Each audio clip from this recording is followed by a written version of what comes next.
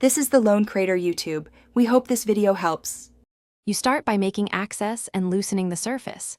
Turn off power and remove outlet covers so you can work safely. Once done, use a handheld scorer to perforate the paper. This creates channels for your solution. Mix 1 cup fabric softener with 3 cups hot water in a spray bottle because the softener helps break adhesive bonds. Spray evenly, saturating seams and scored areas. Make sure to wait 5 to 10 minutes so the mixture soaks through and loosens paste beneath the paper. You now move into the removal rhythm. Pick a small 2 to 3 foot section and start at the top so gravity helps. Slide a wide putty knife in at a low angle to lift softened edges and peel away strips slowly to avoid gouging the wall.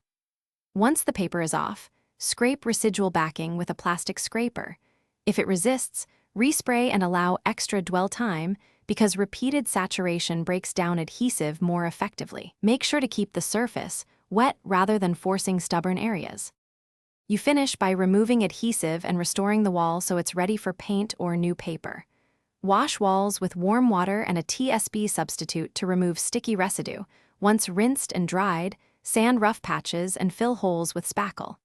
After repairs dry, prime the surface to ensure even adhesion of paint or new wallpaper. If paint lifts unexpectedly, stop. Rehydrate the adhesive with your solution and gently remove remaining backing. This troubleshooting avoids damaging. Thanks for watching.